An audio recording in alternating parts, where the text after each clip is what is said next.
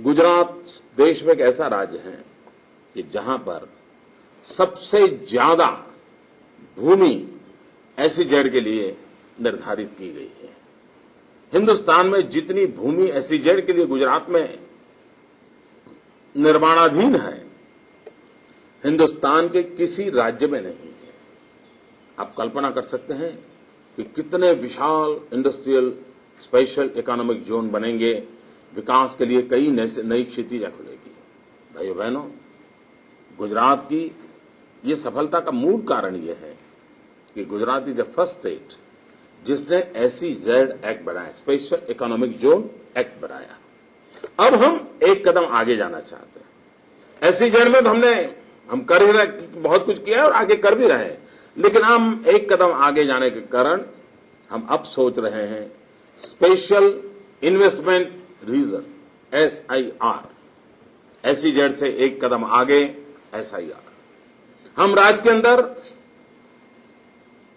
एक प्रकार से गुजरात विद इन गुजरात के भीतर ही एक 21वीं सदी का नया गुजरात, उद्योगों की दुनिया में 21वीं सदी में एक ग्लोबल गुजरात, ऐसा स्पेशल इन्वेस्टमेंट रीजन का हम निर्माण कर रहे हैं। बिलियंस ऑफ बिलियन डॉलर से ये विकास का काम होने वाला है और उसके कारण विश्व व्यापार का नेतृत्व गुजरात की धरती से संभव होगा। और वैसे भी गुजरातियों का इतिहास रहा है। मोहनजोदड़ो और हड़प्पन संस्कृति के साथ 5000 साल पुराना हमारा इतिहास है। हमारे पूर्वज सैकड़ों वर्ष पहले छोटी छोटी नाव लेकर के विश्व व्यापार करते थे, अनेक देशों में वो पहुंचते थे। ये साहस, ये सामर्थ्य, ये ग्लोबल कम्युनिटी का ग्लोबल विजन, ये सारी चीजें उसमें एक नई ताकत दे रही है। उन ताकत के भरोसे हम आगे बढ़ना चाहते हैं और इंडस्ट्रियल डेवलपमेंट के लिए एक बहुत बड़ी अहम बात है जो गुजरात में बड़ी मदद करती है, और वो है zero man power loss. Gujarat में कोई लेबर प्रॉब्लम नहीं है। जीरो मैन पावर लॉस यानी एक प्रकार से आज के युग में बहुत बड़ा अचीवमेंट होता है, क्योंकि जब तक गरीब से गरीब कामदार उसको संतोष नहीं होगा तो प्रगति संभव नहीं होती है।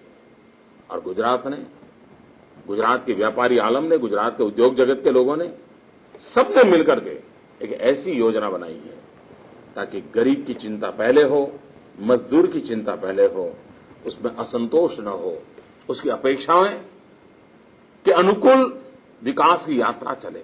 और तभी तो जीरो मैंडेज लॉस संभव होता है। और जब जीरो मैंडेज लॉस होता है तो उत्पादन में कभी कोई कटौती नहीं आती है, उत्पादन की क्वालिटी में कोई तकलीफ नहीं होती है। एक विशिष्ट प्रकार की व्यवस्था के कारण गुजरात प्रगति की दृष्टि से हर आयाम में आगे बढ़ रहा है। मित्रों, गुजरात ने इंडस्ट्रियल डेवलपमेंट के नया व्यू अपनाया है। हम हर 2 साल के बाद एक ग्लोबल इन्वेस्टमेंट समिट करते हैं, vibrant Gujarat global investment summit, और ये भी हम, उसकी डेट भी हमारी फिक्स है 12-13 जनवरी, 12, 13, 14 जनवरी। और वैसे भी 14 जनवरी एक गुजरात में काइट फेस्टिवल होता है। हर व्यक्ति अपने सपनों का पतंग ऊपर उठाता है।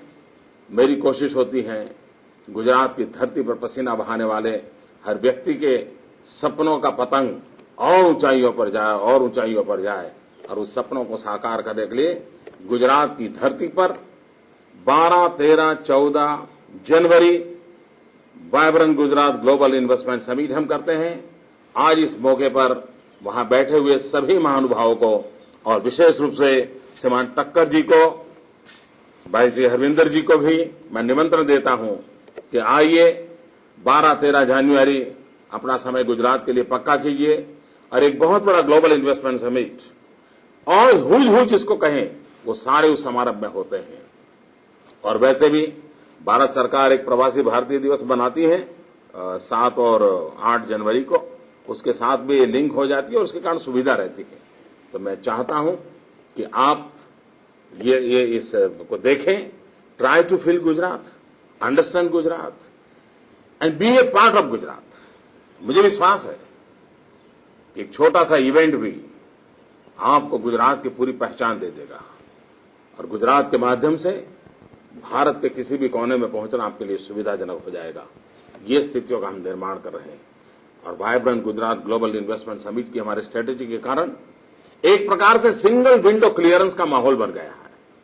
एक प्रकार से गवर्नमेंट प्रोएक्टिव रहती है, आपने आकर के अपनी इच्छा जताई, फिर सरकार फॉलोअप करती है कि आइए भैया आपके सपने कैसे हम पूरा करें, हम वो क्या खाद पानी डाले ताकि आपके सपने साकार हो जाएं।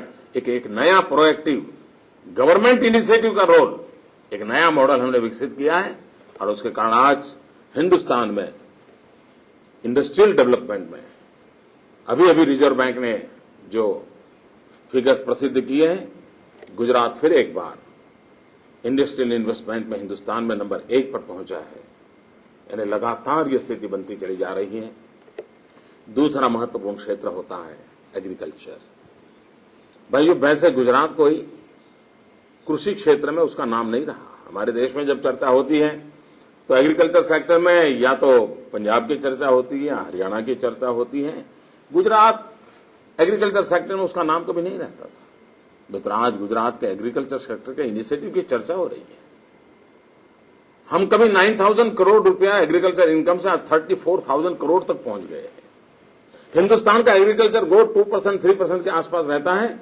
गुजरात ने अपना एग्रीकल्चर ग्रोथ 12% पर पहुंचा दिया है और उसका कारण है हमने एग्रीकल्चर सेक्टर के इंफ्रास्ट्रक्चर को बल दिया, प्राइवेट लोगों को उसके अंदर जोड़ा। एग्रीकल्चर सेक्टर का इंफ्रास्ट्रक्चर एक अपना नया मॉडल हमने डेवलप किया है। इतना ही नहीं, Gujarat is the first state in the country जिसने हर किसान को अपनी जमीन का सॉइल हेल्थ कार्ड दिया है और सॉइल हेल्थ कार्ड होने के कारण उसकी जमीन में क्या कमियां है, उसकी जमीन में किन चीजों की आवश्यकता है, उसकी जमीन किस पाक के लिए अनुकूल है, कौन सा क्रॉप वहां ज्यादा सूटेबल है, ये सारी बातों का वैज्ञानिक पृथक्करण आज गुजरात के गांव के किसान के पास होता है और उसका कारण है कि आज हम इस स्थिति पर पहुंचे। मित्रों, rain water harvesting, water conservation, आज दुनिया जो ग्लोबल वार्मिंग की चर्चा करती है ना, गुजरात ने करके दिखाया है कि किस प्रकार से इस ग्लोबल वार्मिंग की लड़ाई भी सामान्य मानवी को जोड़ करके लड़ी जा सकती है। Rain water harvesting check dam का अभियान, 3 लाख से अधिक वाटर बॉडीज बनाए और उस वाटर बॉडीज का परिणाम यह हुआ है कि आज गुजरात के अंदर भूतल में जो जल है उसका लेवल ऊपर आया है, पानी में फ्लोराइड कम हो गया है, खेती के अंदर उसका लाभ मिल रहा है, कृषि क्षेत्र में उसका लाभ हो रहा है। तो एक अपने आप में होलिस्टिक अप्रोच का कितना बड़ा परिवर्तन आता है। उसी प्रकार से बैकवर्ड फॉरवर्ड लिंकेजेस, उसको ग्लोबल मार्केट कैसे मिले। लेकिन एक और क्षेत्र में हम जाना चाहते हैं, आप में से जिनकी भी रुचि हो मैं आपको निमंत्रण देता हूं। हम वैल्यू एडिशन में जाना चाहते हैं।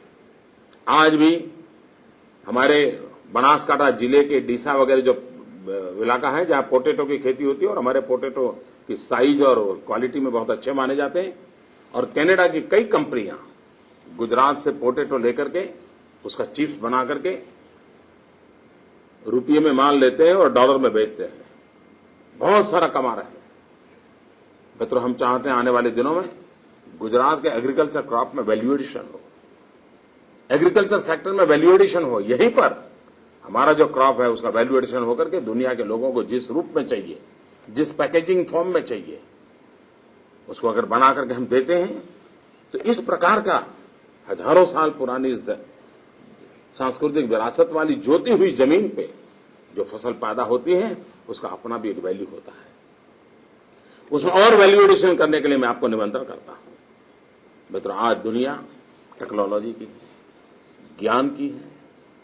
आपको जानकर के आनंद होगा कि ई गवर्नेंस के क्षेत्र में आज गुजरात लीड कर रहा है और हमारी कोशिश यही है।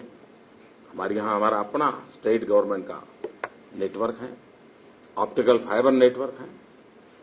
ई गवर्नेंस के क्षेत्र में गुजरात ने बहुत प्रगति की है और वही तो कारण है कि मैं आज सैकड़ों किलोमीटर दूर से आपसे आराम से बातचीत कर सकता हूं।